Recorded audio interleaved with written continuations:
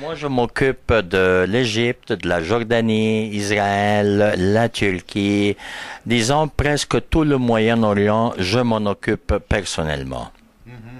Qu'est-ce que les Québécois préfèrent visiter dans ces régions du monde? On sait que la Jordanie avec Petra est très populaire. Regardez la destination numéro un sur le marché actuellement, c'est l'Égypte, suivi par la Jordanie, ensuite l'Israël et la Syrie en dernier lieu. C'est une région du monde qui est tellement riche d'histoire. Oui, c'est riche et l'avantage dans ces régions, c'est qu'on peut combiner tous ces pays-là, même en autocar, en traversant de l'Égypte jusqu'à la Jordanie, en Israël et vers Damas en Syrie.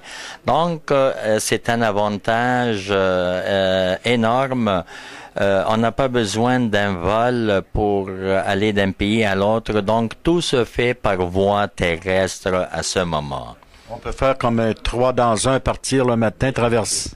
Non, écoutez, quand même, il faut donner quelques jours dans chaque pays afin d'avoir une idée générale. Donc, un voyage comme ça qui va combiner 3 ou 4 pays, ça vous prend environ 3 semaines à 23 jours pour pouvoir combiner les 3 pays à ce moment. Parlez-moi un peu de la mer Morte. La mer Morte, que ce soit côté d'Israël ou côté de la Jordanie, a beaucoup de bénéfices sur le corps humain.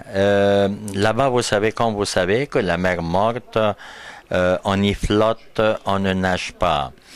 Et c'est la partie la plus basse sur la Terre.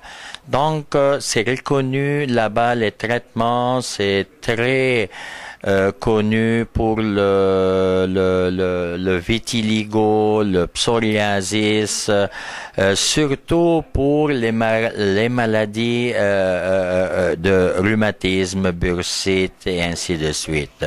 Donc, c'est un endroit que les médecins, surtout les dermatologues, recommandent à leurs patients d'y aller pour le traitement à la mer Morte, soit côté Jordanie ou côté Israël, bien entendu.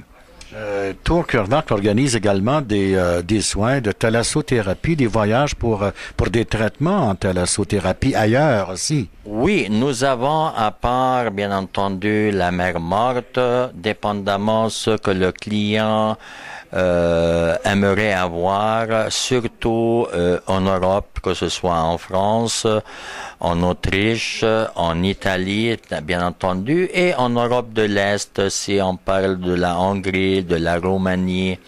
Alors nous avons un peu partout à travers le monde des centres de remise en forme et des centres de spa.